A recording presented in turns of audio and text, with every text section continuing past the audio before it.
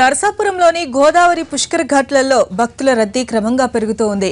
దీనికి సంబంధించిన పూర్తి డీటెయిల్స్ ని మనకి కృష్ణ అందిస్తారు. Krishna, over to you.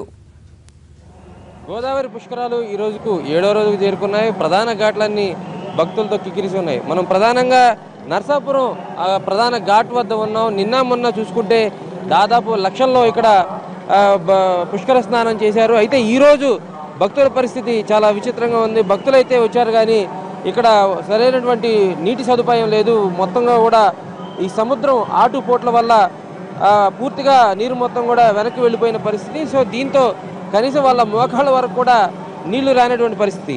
ఈ పరిస్థితి నుంచి భక్తులకు అంటే ఉపశమనం కలిగించేందుకు ప్రత్యేకంగా ఏర్పాట్లు కూడా చేశారు. ఫైర్ ఇంజిన్ ఏదైతే ఉపయోగిస్తారో దాని ద్వారా నీటిని స్ప్రే చేస్తూ ఉన్నారు.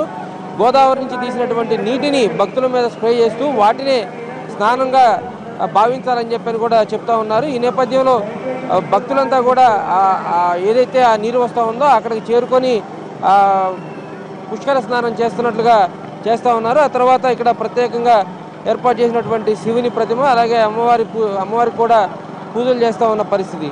మొత్తంగా ఘాటు మొత్తంగా కానీ పరిశీలించినట్లయితే ఎక్కడ కూడా కనీసం నడుములోతు నీళ్లు కూడా లేనటువంటి పరిస్థితి. అందుకోసం ప్రత్యేకంగా ఒక పక్కన వాలంటీర్స్ని పెట్టి అటు పక్క నుంచి నీటిని తోడుతూ ఇక్కడ ఆ బకెట్తో కూడా చిన్న బకెట్తో నీటిని పోస్తున్న పరిస్థితి.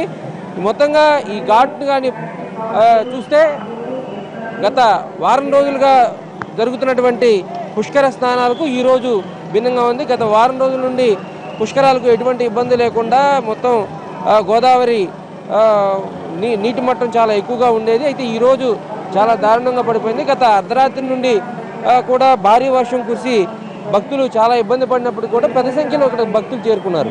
అయితే నీటి నిల్వలో లేకపోవడం, నీటి మట్టం సరైనటువంటి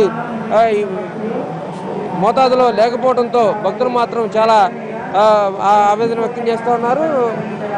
అంటే పుష్కర స్నానానికి వచ్చిన తమకు అంటే నీరు లేకపోవడం కొంత విచారం కలిగించిందని చెప్తా ఉన్నారు. దీనికోసం ఒక పక్కన ప్రభుత్వం చేస్తున్న ఏర్పాట్లను హర్షిస్తూనే గోదావరి చక్కగా ఉంటే బాగుండేదని కూడా అభిప్రాయం వ్యక్తం చేస్తూ ఉన్నారు. దీనికి తోడు షవర్లు కూడా ఏర్పాటు చేసిన నేపథ్యంలో షవర్ల కింద కూడా కొద్దిమంది స్నానాలు చేస్తూ ఆ తర్వాత ప్రత్యేకమైనటువంటి పూజలు చేస్తూ ఉన్నారు.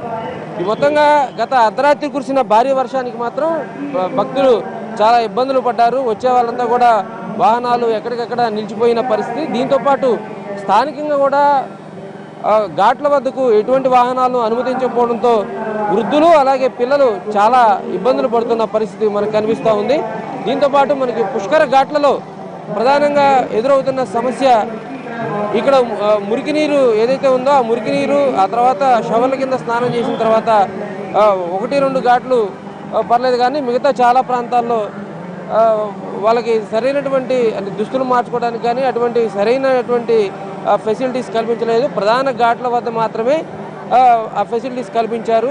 దీంతో ప్రధాన ఘాట్ల వద్ద ఎక్కువగా రద్దీ పెరుగుతూ ఉంది. ప్రత్యామ్నాయం ఎక్కడైతే ఉందో అంటే గోదావరి నదీ పరివాహక ప్రాంతంలో తీరం వెంబడే ఉన్నటువంటి ఈ ప్రాంతంలో చాలా చోట్ల కానీ ఇటువంటి ఫెసిలిటీ కల్పించినట్లయితే ఇక్కడ నీరు లేని కారణంగా మిగతా ప్రాంతాలకు వెళ్ళే అవకాశం ఉందని కూడా భక్తులు అభిప్రాయం వ్యక్తం చేస్తూ ఉన్నారు. ప్రస్తుతం ఘాట్ల వద్ద పరిస్థితి అయితే భక్తులు మాత్రం ఫుల్గా ఉన్నారు కానీ వాటర్ లేక చాలా ఇబ్బందులు పడుతున్న పరిస్థితి.